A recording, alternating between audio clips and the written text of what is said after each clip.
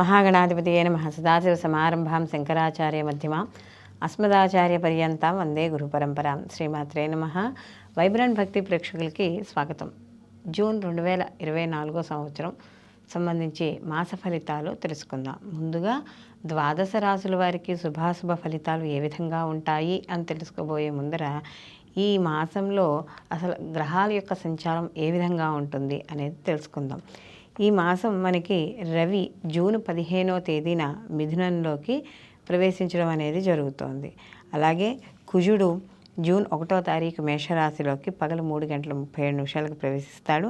అలాగే బుధుడు కూడా జూన్ 14వ తారీఖున మిథున రాశిలోకి ప్రవేశించడం అనేది జరుగుతుంది. అలాగే గురువు మనకి ఈ మాసం అంతా కూడా వృషభ రాశిలో సంచారం చేయడం, అలాగే శని భగవానుడు కూడా మనకి కుంభరాశిలో సంచారం చేయడం, మనకి ఈ మాసాంతం తర్వాత అయిన శని భగవానుడు వక్రగతిని పట్టడం అనేది జరుగుతుంది. అలాగే శుక్రుడు కూడా ఈ మాసంలో అంటే జూన్ 12వ తారీఖున ఈయన కూడా మిథునంలోకి ప్రవేశించడం అనేది జరుగుతుంది. అలాగే రాహువు వచ్చి మీనంలోను, కేతువు వచ్చి కన్యలోను సంచారం. చంద్రుడు ఈ మాసమంతా కూడా ఉత్తరాభద్ర నక్షత్రం నుండి మొదలుకొని మళ్ళీ మాసాంతానికి రేవతి నక్షత్రం వరకు ఈయన సంచారం చేయడం అనేది జరుగుతుంది. కాబట్టి ఈ నవగ్రహ సంచారాలను అనుసరించి ద్వాదశ రాశుల వారికి ఏ విధంగా ఉంది, వాళ్ళు ఎటువంటి పరిహారాలు చేసుకుంటే వాళ్ళకి అనుకూలంగా ఉంటుంది అనే విషయాన్ని తెలుసుకుందాం. వృషభ రాశిలోకి కృత్తిక 2, 3, 4 పాదాలు, రోహిణి 1, 2, 3, 4 పాదాలు, మృగశిర 1, 2 పాదాలు మనకి వృషభ రాశిలోకి వస్తాయి. వృషభ రాశికి రాశ్యాధిపతి వచ్చి శుక్రుడు. అయితే వీళ్ళకి వృషభ రాశి వారికి ఈ జూన్ మాసంలో కానీ చూసుకున్నప్పుడు వీళ్ళకి కాస్త అనుకూలమైన ఫలితాలు గోచరించడం అనేది ఇక్కడ మనకి కనబడుతోంది. ముఖ్యంగా అయితే వీళ్ళకి ఏవైతే పనులు చేయబడతారో ఆ పనుల్లో మాత్రం కాస్త అంటే ఏదైనా కుటుంబ పరంగా కావచ్చు, లేకపోతే కుటుంబానికి సంబంధించిన విషయాలు అంటే ఏదైనా గృహానికి సంబంధించిన నిర్ణయాలు తీసుకోవడం కానీ, లేకపోతే ఏదైనా కుటుంబ సభ్యుల వ్యవహారాల్లో కానీ నిర్ణయాలు తీసుకునేటప్పుడు ఆర్థిక పరంగా అంటే పొదుపు కానీ, ఇప్పుడు ఎల్ఐసీలను ఇలాంటివి ఏవైనా చెయ్యాలి, కాస్త పొదుపు చేయాలనుకునే వాటికి మాత్రం అనుకూలంగా ఉంటుంది అని ఖచ్చితంగా చెప్పవచ్చు. అయితే విద్యార్థులకు కూడా ఇక్కడ సామాన్యంగా కనబడుతోంది.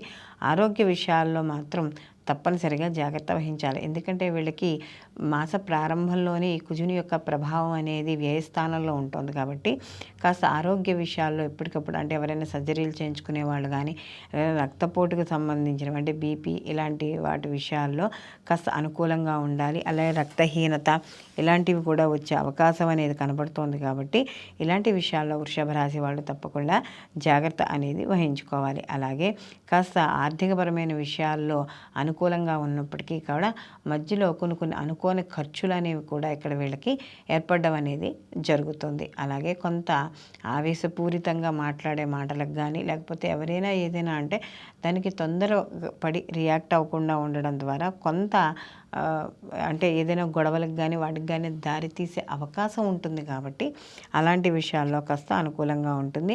అలాగే ఎవరైతే ఉద్యోగస్తులు కావచ్చు, లేకపోతే ఈ సివిల్ సర్వీసెస్కి సంబంధించిన ఎగ్జామ్స్ రాసే వాళ్ళకి కానీ, లేదా సివిల్ సర్వీస్ ఎవరైతే చేస్తున్నారో వాళ్ళకి కానీ అనుకూలంగా ఉంటుంది. అలాగే ఎవరైనా ఏదైనా ఆస్తి తగాదా విషయాల్లో కావచ్చు, లేకపోతే విడాకులు ఈ భార్యాభర్తల విషయాల్లో కావచ్చు, ఏమైనా కోర్టు పరంగా ఎవరైనా కోర్టును ఆశ్రయించి ఉంటే న్యాయస్థానపరమైన విషయాల్లో కూడా కొంతవరకు అనుకూలంగా ఉంటుంది. ఐటీ రంగాలు ఇలాంటి వాటిలో ఎవరైతే ఉన్నారో వాళ్ళ కోసం ఉద్యోగం చేసే ప్రయత్నాలు అనేవి కాస్త ఆలస్యం అవుతాయి.